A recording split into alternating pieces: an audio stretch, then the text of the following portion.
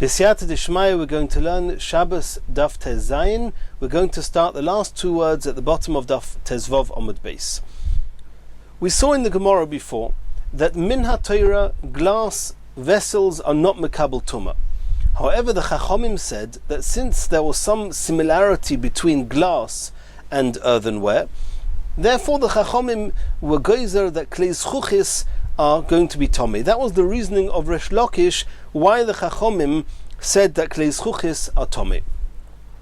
Asks the Gemara, Elo me'ata, according to you Resh Lakish, that the reason that glassware is tomei midrabanon is because of its similarity to earthenware. Loi litame migabon.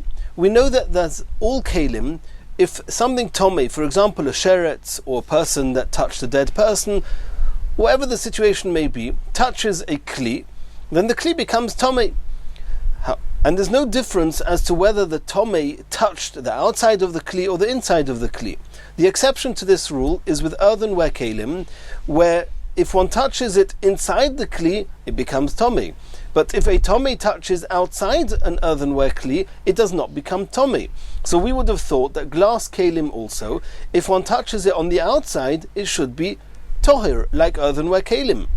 Alomotnan, why did we learn in the Mishnah kli cheres u kli neser? Earthenware kalim u kli neser is a type of clay vessel which is similar to klei cheres. Tum oson shove, they are similar, they share the same halachas. That what? Mitamin umetamin mi'avirehen. This is also a special halacha only said by earthenware, that even if the tomei did not actually touch the inside of the kli, it just was put into the airspace of the kli. If somebody took a sheretz and put it into the airspace of a kli cheres, the kli cheres becomes tomei as if it touched the inside walls of the kli. And the same applies to making something else tomei. If the earthenware kli is tomei and you take a oichel or mashke and you put it inside the airspace of an earthenware kli, even if it did not touch the kli, it becomes tomei. That's what it means here, that kli cheres and kli nesa, which are two types of earthenware kelim, tum oson shove, they have similar halachas. Mitamin umatamin, they become tomei and they make tohir things tomei, me'avirehen, just being in the airspace. Umitamin me'achirehen, ve'ein mitamin migabehen. They will only become tomei from the inside of the kli, or if on the base of the kli there's a type of cavity or receptacle on the base of the kli, if you turn the kli round, it can contain something. That's called me'achirehen. It's also called an airspace, and it will become tomei if a tomei thing gets put into that airspace, or if the kli is tomei, it will make something else tomei if the tohir oichel is put into that airspace. However, migabehen, on the outside walls of the kli, where it's not got a receptacle, it will be tohir. It will not become tomei or make something else tomei.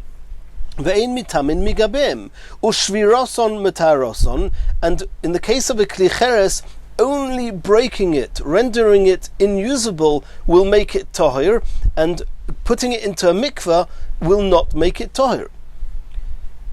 Says the Gemara, kli neser u kli cheres hudatum oson shove. Only kli cheres and kli neser share all these halachas. Aval midi achrina, no other material, loy, they will not have these halachas. And the question is, why does glass not get all these same halachas as kli cheres? Because the only reason glass is tomei is because of its similarity to kli cheres. Says the Gemara, Omri, Kivan dechi nishbaru yesh lehem takona shavinu kekli matchis. There's one fundamental difference between glass and earthenware. An earthenware kli, once it's broken, cannot be fixed. However, glass kli, it can be melted and refashioned, recreated. So in that aspect, there's some similarity to regular metal kalim, and since it has some similarity to regular metal kalim, therefore it will become tomei, even migabon, even on the outside wall of the kli. Asks the Gemara, Elo me'ata, yachzuru lutumoson yeshano kekli matchis. If you assume that there are some similarities between the glass kalim and metal kalim, then there's a chumrah with metal kalim, midrabanon, that should apply to glass kalim as well. And that is tuma yeshana. Let's see this. The Mishnah says, Ditnan, we learned in the Mishnah, Kli matchois, metal kelim, pshuteim, whether it's those vessels that do not have a toich, they don't have an interior airspace, they're just flat.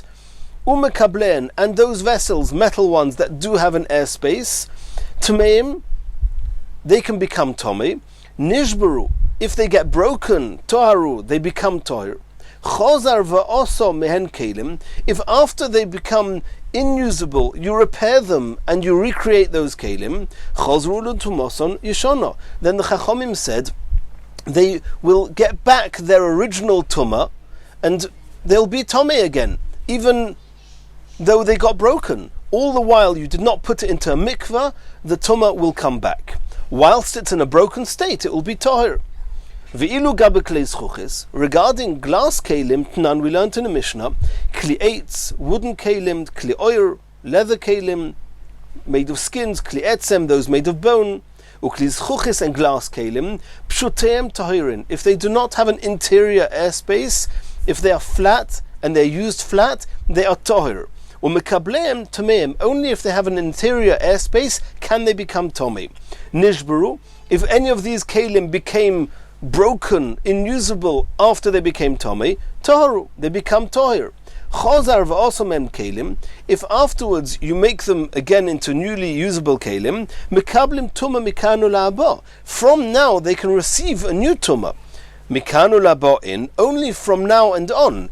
Lemafreya, but to get back its old tumah that it had before it got broken, loy. That is a din that's unique to metal kelim. The question is, why do we not give that chumrah onto glass kelim, since we saw there's a similarity between glass and metal, that you can melt it down and fix it and recreate it?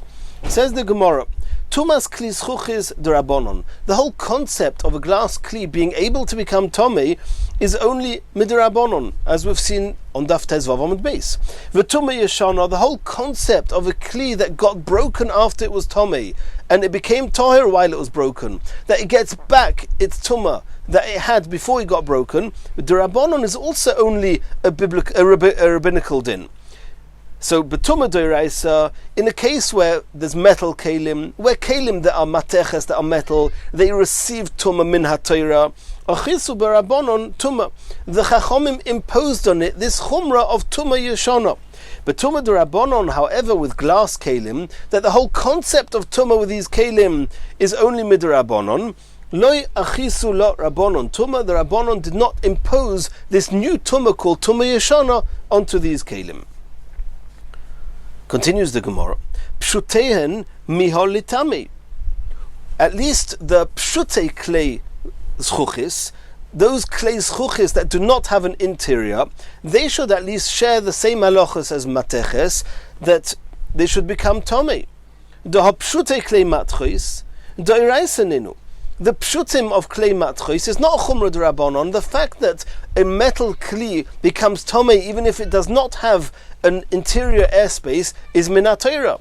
So why do we not say the same halacha with glass, that if glass is similar to kli mateches, as we saw before, that for that reason a glass kli can become tomei even from the outside, it should become tomei even if it does not have an interior airspace? Says the Gemara, you're right. However, ovdubu rabbonon hakira, the Chachomim wanted to make a clear distinction between metal kelim and glass kelim, in order ki heicha deloi lisreif Elahu truma v'kochim. A person might think that glass kli is tomei, the same as metal kelim, all the halachas are the same. So in the same way as if truma or hekdesh touches a tomei metal kli, you burn the hekdesh, so too if it touches a tomei glass kli, they'll burn the hekdesh or the truma. And that's not true, because with glass kelim it's only tomei midrabanon, and you're not allowed to burn truma and kochim that became tomei midrabanon. You just have to not eat it. You're not allowed to burn it. In order to make this distinction clear, the Chachomim left one halacha difference between the two, and that's pshuteim. So everybody knows pshute klei matchois are tomei, pshute klei zchuchis are tohir. So we should always remember that the whole concept of tumah with the glass kli is only midrabanon, and in the event that truma or hekdesh touches it, don't burn it. Continues the Gemara, Rav Ashi Omar, le'oilom likli cheres domu. The truth is, we always compare glass kalim only to earthenware kalim and not to metal kalim. You're going to ask the question that the Gemara asked before on Amud Aleph, that if they are compared to earthenware kalim, they should not become tomei when something tomei touches the outside of the kli. In the same way as kli cheres do not become tomei migabon, so too glass kalim should not become tomei migabon. We asked the kasha that we saw explicitly in a Mishnah that it does become tomei migabon.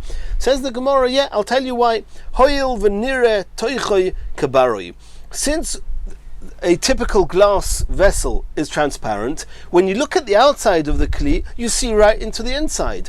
Therefore, the outer side of the kli has the same halachic status as the inside of the kli, in the same way as a kli will become tomei if it's touched on the inside, so too regarding glass kalim, if it's touched from the outside, it's as if it got touched from the inside and is tomei. Continues the Gemara.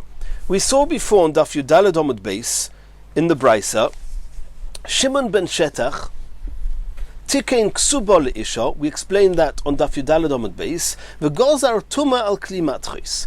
And he decreed, he made a gezerah that metal kalim should be able to become tomei. Asks the Gemara, kli matchis do'iraiseninu. You're telling me that the concept of a metal kli becoming tomei is a gezerah of Shimon ben Shetach? It's a pasuk in the Torah. It says in the pasuk, ach es hazov ve'es hakesef v'goimer. We learn out from psukim, it's explicit in psukim, that metal kalim become tomei. Says the Gemara, the concept that we mentioned on Amud Aleph of tuma yeshana, which means an old kli, and that was tomei, it became broken, and now it's tahir. And if it was a metal kli, if you recreate and you fix the metal kli, the old status of tuma comes back. That's midrabanon. That's what Shimon ben Shetach was geyser. Domer v'yudamarav ma'isa b'shel tzion amalka. There was a story with a queen called Sheltzion who lived in the time of Shimon ben Shetach. She'asa mishte lebna. She was making a feast for her son. V'nitmu kol keleo. All the vessels, all the kelim became tomei. Maybe somebody died in the room, and the halacha is that any kelim sharing the same room as a dead person all become tomei. Tomei means they become an avatomei. The only way they can become toyer is either breaking them and recreating them, or having to go through the long drawn-out process of 7 days. On the third day and on the seventh day, it has to be sprinkled with what we call mei chatos, which is water in which the ashes of the pora aduma were placed, and then one has to go to mikveh, tovel the kelim, then one has to wait till the end of the day to make sure it's not tvul yom, and then they are toher. And she wanted to make this feast for her son and did not want to wait a whole week to be able to use these kelim. So what did she do? Shavrason, she broke them. V'nosnoson l'tzayra, she gave all these kelim to a smith. V'ritzchon, and he resoldered them. V'osomem kelim chadashim, he created, so to speak, new kelim from them. And now, technically speaking, min ha'Torah, they're all toher. V'omru chachomim, the chachomim said no.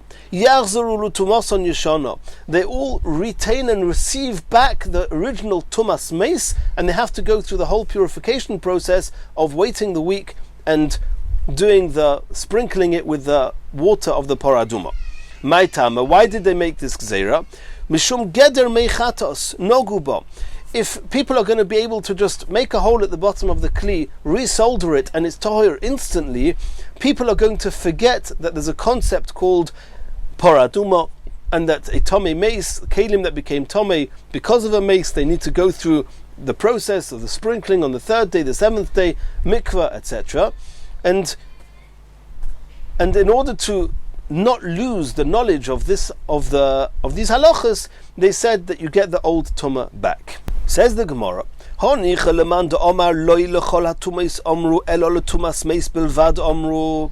Shapir, according to the opinion that says that the concept of Tuma Yeshana, which Shimon ben Shetach was geyser, is only applies to Tumas Meis, we can understand, because only with Tumas Meis we have a concept of Paraduma and the Meichatos. So in order that Meichatos should not get forgotten, they said that Tuma Yeshana, the old Tuma, comes back until you go through the whole purification process. According to the Manda'oma who holds that the concept of Tumah Yeshana applies with all Tumas, even those that do not have Paraduma, how are you going to explain why did they make this Gezerah of Tumah Yeshana? Abaya says we were afraid if everybody's going to start wanting to save the whole week and just make a hole in the bottom of the kelim and resolder it, maybe they will not make a hole that's big enough. If you make a tiny hole in the keli, it won't render it unusable relative to what it's supposed to be usable for, and he'll think that it's tahir, and in truth it's still tomei as it was before because it did not become unusable. So in order to make sure that this shouldn't happen, they said you have to go through the purification process, you have to put it into the mikveh, wait till the end of the day, then it becomes tahir. There's no such thing as breaking a kli and fixing it, resoldering it, and then it will become tahir. We cannot take the risk of people knowing how big the hole has to be in order for it to be called a broken kli and tahir. Rava Omar, Rava gives a different explanation. Rava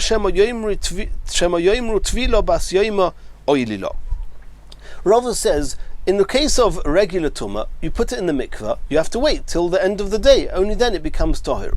If you break the kli, minatayra, as soon as it's broken, it's tahir. You fix it 10 minutes later, it's tahir, you've got a usable kli.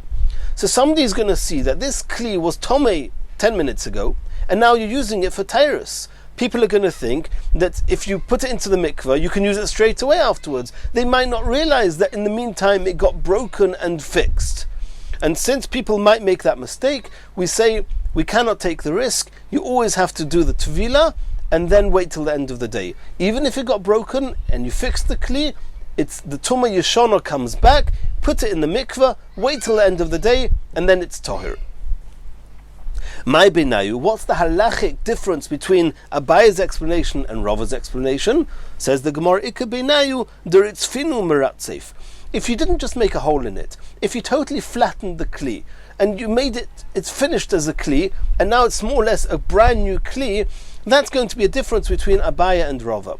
And Rashi has two explanations. One explanation is that according to Abaya, who says the problem is you might not make the hole big enough, over here you totally flatten the kli, no one's going to think that you didn't do enough, and it's still an old kli and it didn't get broken. This is a broken kli, there's no risk. However, according to Rava, the problem still applies. They can see that a kli that was tomei a few minutes ago, and now you're using it. So what that you flattened it? Tachlis, you gave it to a smith, he straightened it out again, he made it into a kli, and the gzera still applies. The other pshat in Rashi is the opposite way around. According to Abaya, it could be that you won't flatten it enough to make it into a shever kli, into a broken kli. However, since it got flattened to this extent, and the smith had to totally recreate it and rebuild up the kli, nobody will make a mistake thinking that this is the same kli as you saw a few minutes ago, and therefore maybe you just put it in the mikveh and now it's tahir. Everyone will see that a smith recreated this kli, and they will not learn from here that in the event that it did not get broken and you put it in the mikveh, that you can use it still on the same day. Continues the Gemara. Now for those that remember, we were in the middle, we started on Daf Yudaled Amud Beis, we started with the, on Yud Gimel Amud Beis, we started with the 18 Dvorim, the Yudches Dvorim, that were Gozru Boy Bayom. We saw that in the Mishnah. The Gemara says, what are the 18?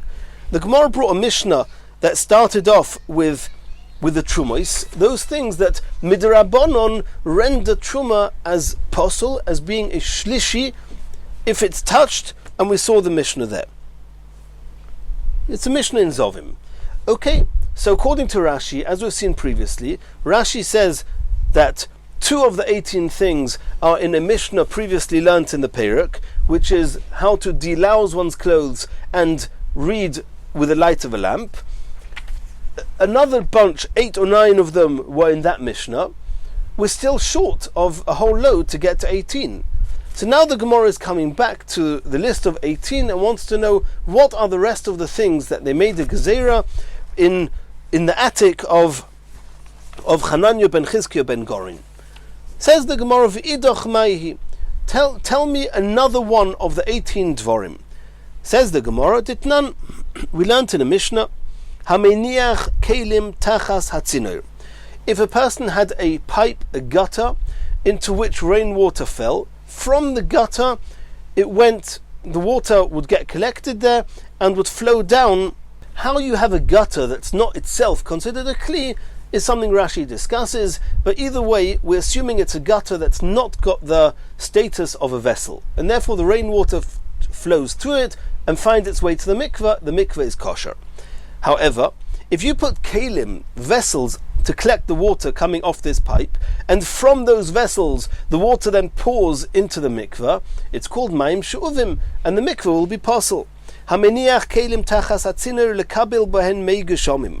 If somebody puts vessels to collect the water coming through this gutter, to collect the rain, echod kelim gedolim, irrespective of whether it's big kelim, ve'echod kelim ktanim, or seemingly inferior kelim, vafilu klei avonim or klei adom or klei glolim, even types of kelim made of earth and stool of the animals and stone, where the kelim themselves cannot become tomei, but in the halachas of the water being called mayim she'uvim, being collected waters in a vessel, it passels the water.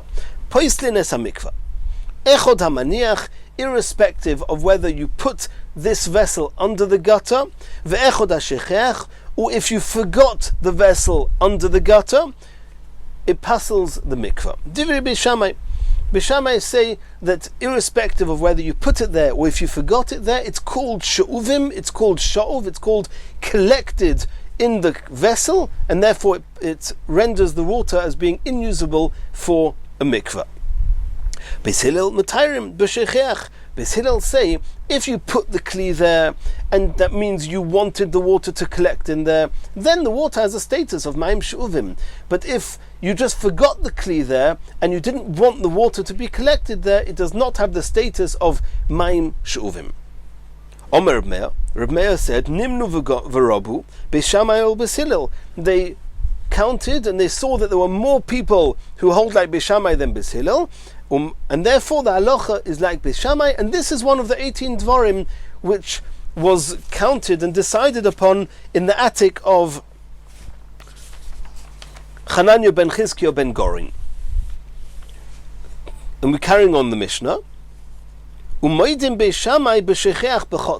If you forgot the vessel under the gutter, there Beis Shammai say that since you initially put the vessel under the gutter, we're soon going to explain this. The Gemara is going to go into this, but you put it there, it's apparent and clear that at some point you wanted water to go into this vessel. It happens to be that in the meantime you forgot about it, and Beis Shammai say that nonetheless, since you wanted it initially to collect the water, any water that comes into this kli, even if you forgot about it in the meantime, is called she'uvim. But if you forgot this kli in the chotza, in the middle of a field, in the middle of a yard, and it wasn't collecting water from a pipe, it started raining and it collected the rainwater, in that case shehu toyer, it's not called that you wanted this to be collected, and therefore the water does not have the status of mayim she'uvim.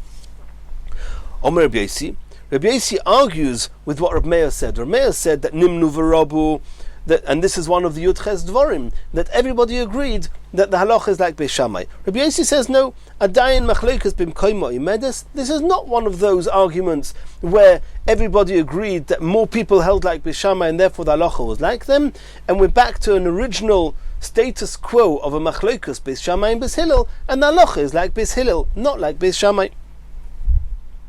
Omer of Masharshia. Masharshia is now teaching us the Bei Rav, in the yeshiva of Rav Omri, they said as follows. The Brisa. Hakol Moedim, everybody agrees, both Beis Shammai and Beis Hillel. We just saw that they argue when you leave, when you're shoicheach, when you forget a vessel under a gutter, whether the water collected in it is called mayim she'uvim or not. They both agree, keshehinichom b'shas kishur ovim. If you put this vessel under the gutter when the clouds were gathered and it was about to rain, and then you put the kli there, and then for whatever reason you just forgot about it, you went about your regular business and you forgot about these kelim, of course tameim, it's called that you considered and you wanted the water there. The fact that you absent-mindedly forgot about them, there's no one in the world that will say that that's a reason that the water should not be called she'uvim. B'shas pizur ovim, if you put the keli, the vessel, under the gutter, when the clouds were scattered, there was no rain in sight, divrei hakol tayrim, everyone agrees that you did not intend the water to be collected in these kelim, and therefore the water is not called she'uvim. Lo nechluku elo shehinichom b'shas kishur ovim. They're only arguing in a case that you put it there when the clouds were gathered and you thought it was going to rain. V'nispazru, it didn't rain, the clouds dispersed and they got scattered. V'chozru v'niskashru, and a while later the clouds regathered and it started raining. In that case, the question is, if the fact that in the meantime the clouds had scattered, does that mean that the intentions you had initially, we just ignore them and then it's as if you just forgot them there, the kalim, without the intentions of it collecting from the rain, and it will be tahir? Or no, since when you put them there you intended it to collect the rain, the fact that in the meantime the clouds scattered doesn't matter and it's still called she'uvim. And that's the machlokes Beis Shammai and Beis Hillel. Mar sovar botlo machshavtoi. Beis Hillel say that the fact that the clouds dispersed, his initial intentions to collect the water is redundant, and therefore it's tahir. The water is not called she'uvim. And Beis Shammai say that it's not considered that his initial plan is over, and since when you first put them there you wanted to collect the rain, it's called that you intended it to be she'uvim, and the water is possible for the mikveh. Now the Gemara says, the Gemara is looking for places and halachas that the Beis Shammai and Beis Hillel argued, and they came to an agreement, halachas like Beis Shammai. So the Gemara says, yeah, it's this case of when you forget the kelim under the gutter. But that's all true according to Reb Meir, who says that indeed this is one of the halachas that it was agreed upon that most people paskin like Beis Shammai, and halachas like Beis Shammai. However, according to Rabbi Yossi, who says this is a regular machlokes Beis Shammai and Beis Hillel, it was never agreed upon that the halacha is like Beis Shammai. So then this is not one of the Yud Ches Dvarim. So we need another one. Says the Gemara, Rabbi Yossi da'oma machlokes adayin b'mkoimo imedes botzri luhu. I'm missing one of the Yud Ches Davar. Omer of Nachman bar Yitzchok, af benois kutim nidois me'arisoson boi bayoim gozru. We know that the halacha is that a woman, even just 1 day old, a little baby girl, if she sees dam nidois, she becomes tomei straight away. It's learnt out from a pasuk. The kutim did not believe or did not hold of this drasha, and they held if a little girl becomes a nida, she's not tomei. The question is, every little 1 day old girl of a kuti, can we assume that since they're not keeping the halachas of nida, that she's tahir?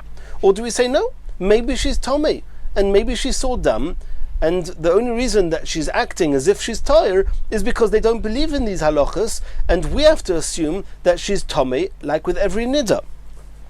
And that was a discussion between Beis Shammai and Beis Hillel, and Nimnu v'Gomru, that the halacha is that benois kutim, the little girls of the kutim, they have the halachas nidois me'arisosan, from the cradle, from 1 day old.